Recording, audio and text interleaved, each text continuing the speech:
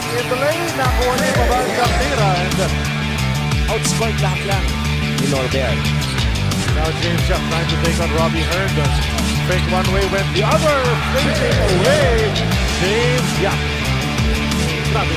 Oh, the energy is just electric. Nakita naman natin yung nakapag-sapan ng 3-pointers, halalon, and they were often doing that.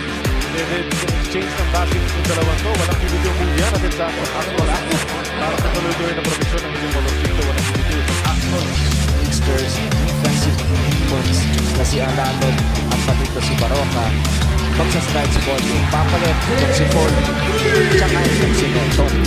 Pero ang kwento ngayon ha, para sa rin Tuloy ang kanyang pagmula. now he's on the bench. Magnolia on the attack. Bolly backing down the key, but fade away. Jay, pasok! Up ahead to Bolly. Lee going to work.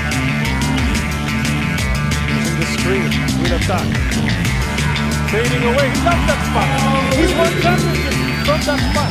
Diba? That was a tough shot. Out to Bolly. Your face defense of Rosales. Use the screen now in the lane. He'll use the glass. That's a patented shot from Bolly. That is a drive brought to us by United Officers Inc., the biggest auction company in the Philippines. Nice to meet you. Points per game. Ito, 80 na eh. Kaya problema talaga sa rin yung time. Yung jumper mula kay James Yap. Ang tagal. Tahimik ito si James Yap. He's operating contra De La Rosa. Nasa ilalim. Oh, nice reverse. Back to the basket. Shot from James Yap. As if on cue, right on the other side.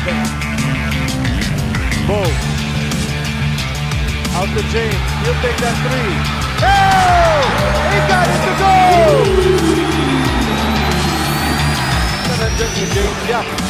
Sa sitwasyon na yun, Bo Belga being the unselfish teammate that he is. Na-set up na. Gasidowski, James will get the ball at the top of the key. Is he gonna make it? He can shoot it. He will. Will he make it? He will.